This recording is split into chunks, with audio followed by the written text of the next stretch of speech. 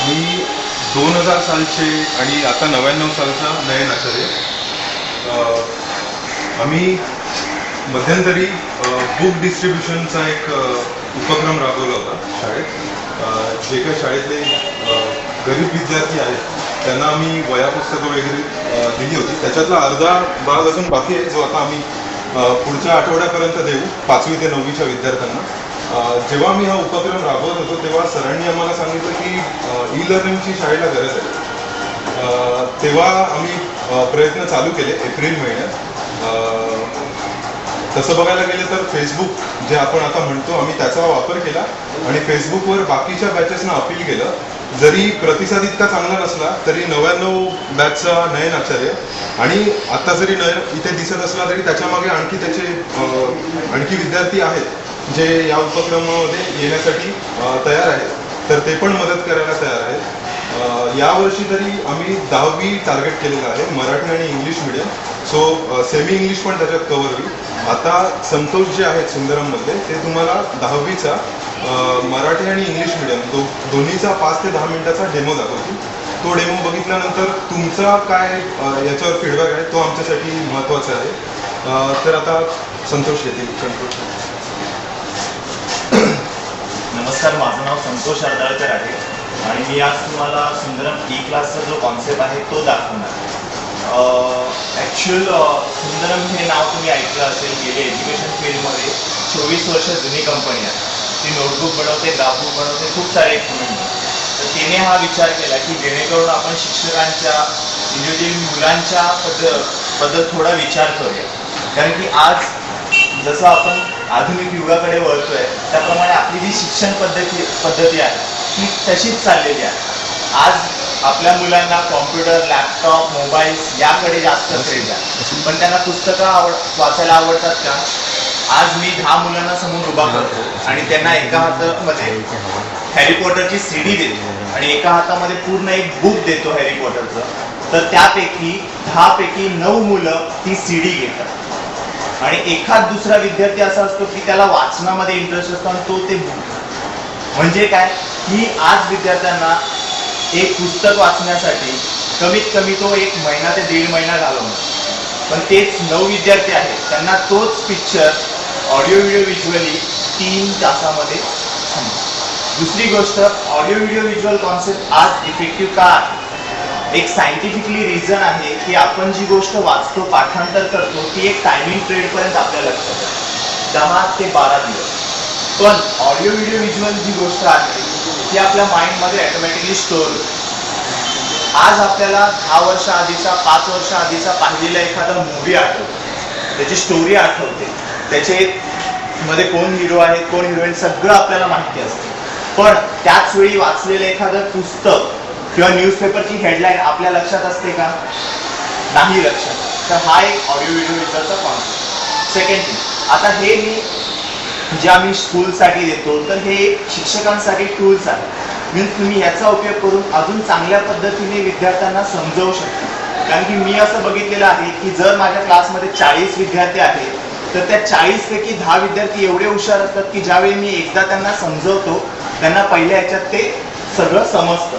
पण बाकीचे जे 30 विद्यार्थी आहेत त्यांना मला 1 ते 2 वेळा एक्सप्लेन करावं लागतं, त्यावेळी ती गोष्ट त्यांना कळते. ओके, त्यासाठी आम्ही काय केलं की फर्स्ट थिंग सुंदरमने हा विचार केला की आपण एक ऑडिओ व्हिडिओ व्हिज्युअल कॉन्सेप्ट करू. तर मग त्यासाठी काय केलं आम्ही की त्यांचा जे अभ्यासक्रम आहे त्याला आम्ही ॲनिमेशनमध्ये कन्वर्ट केलं आणि तो पूर्ण कंटेंट ऑडिओ व्हिडिओ व्हिज्युअल. आता आजपर्यंत मार्केटमध्ये जेवढे सॉफ्टवेअर्स अवेलेबल होते त्यांच्यासाठी प्रोजेक्टर, लॅपटॉप, PC कंपल्सरी होता. पण सुंदरमने हा विचार केला की आज नॉर्मली एक TV आपण जरी धरू, कारण की आज सगळेजण टीव्हीशी कनेक्टेड आहे, तर आपण नॉर्मली टीव्हीवरती सुद्धा हा डेमो बघू शकतो. सेकंड थिंग, प्रोजेक्टर सुद्धा मी डायरेक्टली यूज करू शकतो. आणि याच्यात एक प्लस पॉईंटमध्ये असा की आजपर्यंत जेवढे सॉफ्टवेअर होते त्याच्यामध्ये एक गोष्ट होती की जर मी ते सॉफ्टवेअर घेतलं तर मला ते कीबोर्ड आणि माऊसने ऑपरेट करावं लागायचं, त्यामुळे मला स्क्रीनच्या जवळ बसायला लागायचं. पण आम्ही शिक्षकांना एक मुभा दिली की तुम्ही रिमोटचा वापर करू शकता. त्यातून तुम्ही विद्यार्थ्यांच्या मध्ये फिरता फिरता त्यांच्याकडे लक्ष देता त्यांना ती गोष्ट शिकवू शकता. ओके, आता मी तुम्हाला ॲक्च्युअल डेमॉन्स्ट्रेशन देतो. आता जसं माझं 10वी इयत्ता आहे, ह्यामध्ये तुम्ही बघाल बीजगणित, नागरिकशास्त्र, अर्थशास्त्र, भूगोल, भूमिती, इतिहास, विज्ञान. आता असं विज्ञान आहे. विज्ञानामधलं तिसरं प्रकरण आहे. एका प्रकरणामध्ये 3 विभाग आम्ही केलेले आहेत. फर्स्ट आहे चॅप्टर, सेकंड आहे क्वेश्चन आन्सर आणि थर्ड आहे माइंड मॅप. मी फर्स्ट तुम्हाला चॅप्टर दाखवतो.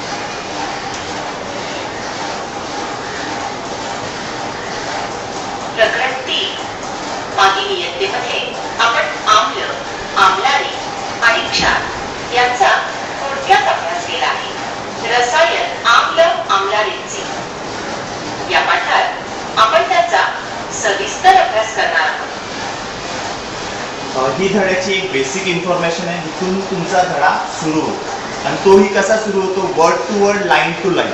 मीन्स ज्याप्रमाणे आपण टेक्स्टबुकमध्ये रीड करतो त्याचप्रमाणे तो चॅप्टर इथे सुरू होणार. त्याच्यामध्ये काही आम्ही बघलेलं नाही आहे.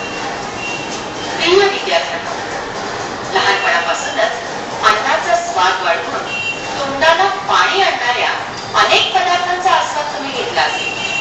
तक्त्यामध्ये दिलेल्या काही अधिक पदार्थांची चव आठवून पहा. लॅटिन भाषेत ऍसिड्स म्हणजे आंबट.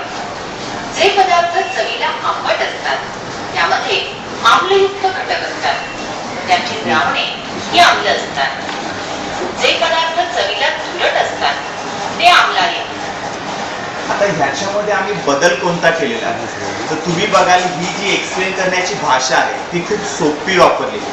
दुसरी गोष्ट, विद्यार्थ्यांना 2च प्रॉब्लेम होतात मोस्ट ऑफ, की एक त्यांच्या 2 कंप्लेंट्स असतात की एक शिक्षक खूप स्पीडमध्ये शिकवतात त्यामुळे आम्ही ते मॅच करू शकतो. दुसरी की मला पुस्तकी भाषा कळत नाही. इतिहास, विज्ञानामध्ये काही जे वर्ड्स आहेत ते मला कठीण वाटतात.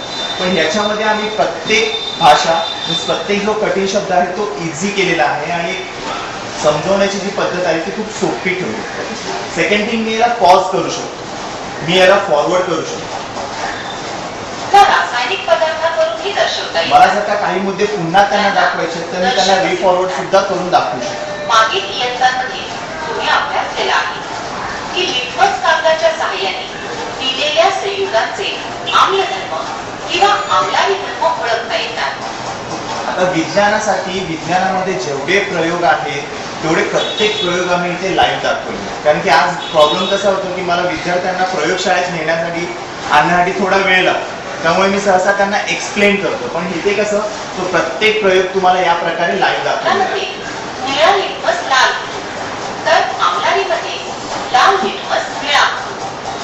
लिटमस कागद किंवा त्याचे द्रावण हे लायकेट, विभाग थायोफायटा या वनस्पतीपासून मिळवतात. पुढील कृती करून पहा. लाल गुलाबाच्या पाकळ्या, बळद, बीट आणि मीठ यांचे अर्क तयार करा. 4 वॉच ग्लासमध्ये हे अर्क ठेवा. पांढऱ्या कागदाच्या लहान लहान पट्ट्या कापा. या पट्ट्या प्रत्येक वॉच ग्लासमधील द्रावणात बऱ्याच टाका. या व्यवस्थित सुकवा. नंतर 5 लहान चायना डिशमध्ये लिंबू रस, साधे मीठ, बेकिंग सोडा, व्हिनेगर आणि खाद्यतेल यांची द्रावणे घ्या. एक पट्टी एका द्रावणात याप्रमाणे बुडवून पट्टीच्या रंगात झालेल्या बदलाची नोंद करा. गुलाबाच्या पाकळ्या, बळद, बीट इत्यादींसारख्या अनेक नैसर्गिक पदार्थांचा दर्शक म्हणून वापर करता येतो. आता या प्रकारे मी माझा धडा बनवतो. त्याच्यानंतर मी लास्ट पार्टवरती येतो तो आम्ही माइंड मॅप. माइंड मॅपमध्ये आम्ही काय केलं की धड्यामध्ये जेवढे महत्त्वाचे मुद्दे होते ते सगळे मुद्दे आम्ही याच्यामध्ये उतरवलेले आहेत. याला आम्ही व्हॉइस दिलेला नाही, आवाज दिलेला नाही, जेणेकरून आम्ही असं एक्सपेक्ट करतो की तो व्हॉइस मुलांचा असणं गरजेचं आहे. कारण की मुलांनी ते वाचणं, एक त्यांचं रिव्हिजन होणं गरजेचं आहे. एक एक पॉईंट याप्रमाणे फ्लॅश होत जातात तर ते आपण विद्यार्थ्यांकडून वाचून घेऊ शकतो.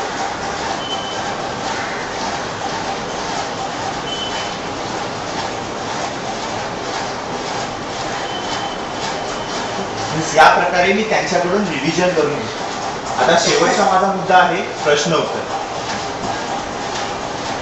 रिकाम्या जागी योग्य शब्द लिहा. 1. बहुतेक आम्लधर्मी पदार्थ. आता इथे मी पॉज करू शकतो, मी विद्यार्थ्यांना उत्तर विचारू शकतो. त्यांनी जे उत्तर मला सांगितलंय की ते बरोबर आहे की चूक आहे, मला फक्त कंटिन्यू करायचं आहे. ते उत्तर मला तिथे ऑटोमॅटिकली दिसतं. 2. संश्लिष्ट प्रकारचे दर्शक आहे. ज्याप्रमाणे या रिकाम्या जागा आहेत त्याचप्रमाणे जोड्या जुळवा, आणि हा थोडक्यात टिपा लिहा. दर्शक योग्य उदाहरणाद्वारे इथे मी पॉज करू शकतो, विद्यार्थ्यांकडून ही गोष्ट लिहून घेऊ शकतो, तोंडी घेऊ शकतो आणि त्यानंतर मग पुन्हा त्यांना ती गोष्ट संयुगांचे आम्ल किंवा आम्लारी धर्म काही नैसर्गिक किंवा रासायनिक पदार्थांवरून दर्शवता येतात. त्यांना दर्शक असे म्हणतात. लिटमस कागदाच्या सहाय्याने दिलेल्या संयुगाचे आम्ल धर्म किंवा आम्लारी धर्म ओळखता येतात. आम्लामध्ये निळा लिटमस लाल होतो, तर आम्लारीमध्ये लाल लिटमस निळा होतो. गुलाबाच्या पाकळ्या, हळद, पीठ इत्यादींसारख्या अनेक नैसर्गिक पदार्थांचा दर्शक म्हणून वापर करता येतो व त्यांना नैसर्गिक दर्शक असं म्हणतात. त्याप्रमाणे प्रत्येक धड्याखाली प्रश्नोत्तर याच्यामध्ये ठेवलं. आता हे झालं विज्ञानाचं. तुम्हाला इतिहास दाखवतो. इतिहासातलं पहिलं प्रकरण आहे अमेरिकेचे स्वातंत्र्य युद्ध. नमस्कार विद्यार्थी मित्र हो. सुंदरम ई क्लासच्या इतिहास वर्गामध्ये तुमचे स्वागत. 18वे शतक हे 3 महान क्रांतींना साक्ष आहे. अमेरिकेचे स्वातंत्र्य युद्ध, फ्रेंच राज्यक्रांती आणि औद्योगिक क्रांती. आपण अमेरिकेचे स्वातंत्र्य युद्ध यापासून सुरुवात करू. इयत्ता 10वी इतिहास प्रकरण क्रमांक 1 अमेरिकेचे स्वातंत्र्य युद्ध. प्रत्येक क्रांती हा एक बदल असतो, परंतु प्रत्येक बदलाला मात्र क्रांती म्हणता येणार नाही. क्रांती हा मूलभूत आणि टिकाऊ स्वरूपाचा बदल असतो. प्रत्येक समाजाच्या जीवनात सामाजिक, राजकीय व आर्थिक क्षेत्रात सतत बदल घडून येत असतात. एक सामाजिक घटक या दृष्टीने क्रांती या शब्दाचा सर्वसाधारण अर्थ समाज जीवनातील कोणतीही परिस्थिती किंवा क्षेत्र यामध्ये लक्षणीय बदल असा आहे. कधी कधी हे स्थित्यंतर अगदी अचानक व वेगाने होते, तर कधी कधी स्थित्यंतराची क्रिया दीर्घकाळ चालते.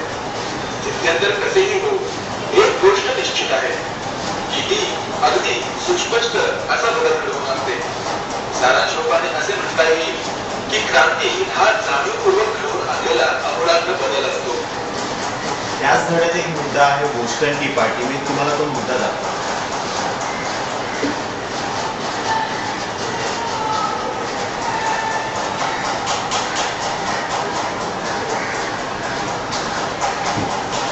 वसाहतींनी स्टॅम्प ऍक्ट, डार्टमाउथ हे जहाज 27 नोव्हेंबर त्याच्यामध्ये प्रत्येक इसवी सन खाली अधोरेखित केलेला आहे की विद्यार्थ्यांना ती घटना कधी घडली हे लक्षात राहण्यासाठी. 1773 रोजी बंदरात लागले. चहावर जकात कर लावण्याचा निर्णय इंग्लंडने घेतला होता. त्याविरुद्ध अमेरिकेत अगोदरच खळबळ माजली होती. अमेरिकेतील लोकांनी बोस्टन बंदरातील त्या जहाजाला परत जाण्यास सांगितले, पण ही मागणी अमान्य झाल्यामुळे 8,000 लोकांचा जमाव बोस्टन जवळील ओल्ड साऊथ चर्च येथे जमा झाला. मॉकहाम इंडियाना पोशाख करून शिस्तबद्ध पद्धतीने लोक गटागटाने रात्री जहाजाला उतरले. त्याच रात्री त्यांनी चहाच्या सर्व पेट्या समुद्रात टाकल्या. ही घटना 16 डिसेंबर 1773 रोजी घडली. अमेरिकेच्या इतिहासात ही घटना बोस्टन टी पार्टी या नावाने ओळखली जाते. सुद्धा प्रश्नोत्तरे आहेत. करायचं नॉर्मल आपण जे घरामध्ये टीव्हीचे सीडी प्लेअरचे रिमोट यूज करतो हे नॉर्मल त्याचप्रमाणे बटन्स आहेत. आता मी तुम्हाला फर्स्ट पासून दाखवतो. त्याच्यामध्ये काही 4 बटन आहेत.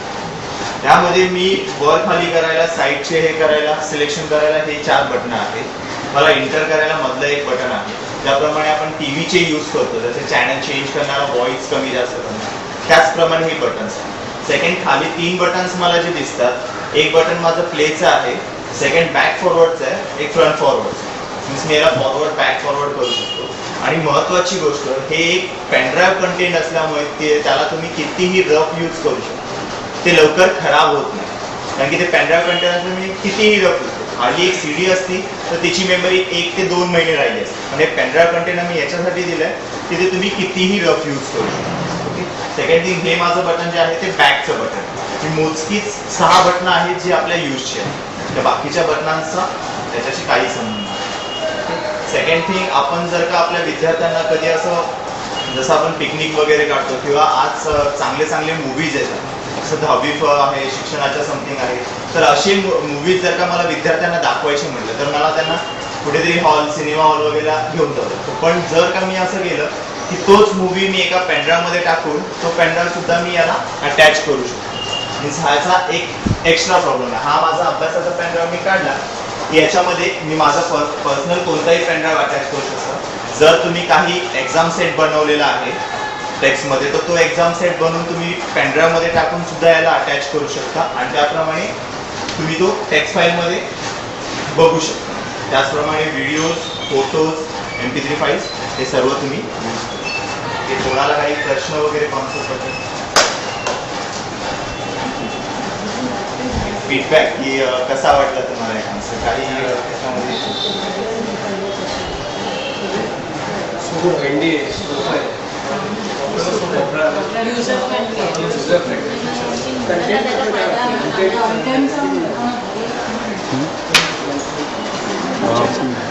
आजच्या शिक्षण पद्धतीसाठी तुम्हाला हा कसा वाटतो? कारण आम्ही जेव्हा शिकलो आणि आत्ताची पिढी यामध्ये पण फरक आहे, विद्यार्थ्यांमध्ये बदल झालेला आहे. त्यावेळी तुमचा अप्रोच पण बदलतो शिकवण्याचा. तर हे तुम्ही वापरणार आहात, आम्ही तर देऊन जाऊ, पण त्याच्यानंतर तुम्हाला हे रोज वापरायचं. तर तुम्हाला कसं वाटतं? जर काही क्रिटिक्स असतील तर ते पण सांगा, ते सुंदरंगा उपयोगी येतील त्यांच्या सॉफ्टवेअरमध्ये बदल करण्यासाठी. आणि काही तुम्हाला जर याच्यातून काही फायदे वाटत असतील तर ते पण सांगा.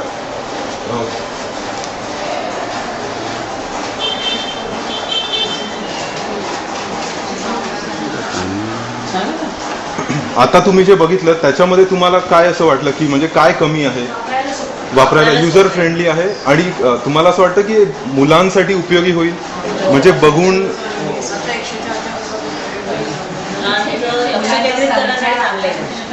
बरोबर बरं. म्हणजे हे बघा, तुम्हाला असं वाटू नये की this is an replacement to a teacher. No, it is not. हे एक ॲडिशनल बेनिफिट आहे. तुम्ही याचा उपयोग हे सप्लिमेंट म्हणून आपण वापरूया, म्हणजे मुलांचा जो स्कोअर आहे तो वाढायला याने मदत होईल. लक्षात राहिलं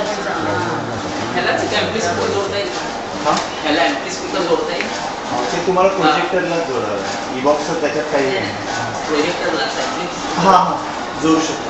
ऍम्प्लिफायर वेगळा लावायची गरज नाही, तो लावायला डायरेक्टली कनेक्शन नाही, पण 2.1 जर असेल तर लागू शकतो, कारण हे ऑडिओ आउट आहे ना.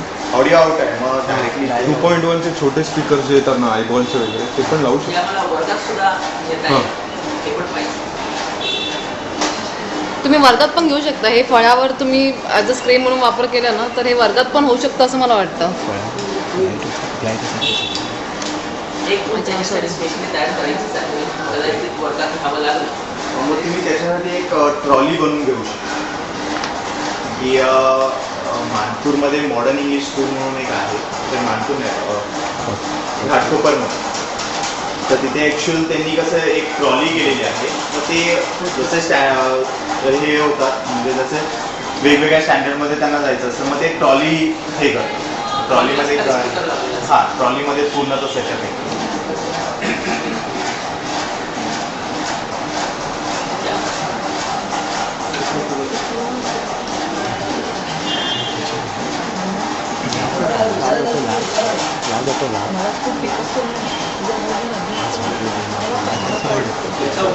दोन्हीसाठी पण होऊ शकतो.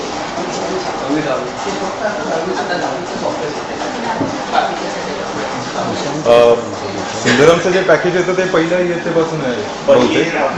पण आपण किकस्टार्ट करण्यासाठी यावर्षी फक्त 10वीला देतोय. 1 वर्षानंतर जेव्हा रिझल्ट लागेल तेव्हा आपल्याला कळेल की म्हणजे याचा खरंच उपयोग किती झालाय तो. मग त्याप्रमाणे आपण ठरवू की पुढच्या वर्षी एक्सटेंड करायचं की म्हणजे 9वीसाठी पण इम्प्लिमेंट करायचं की काय.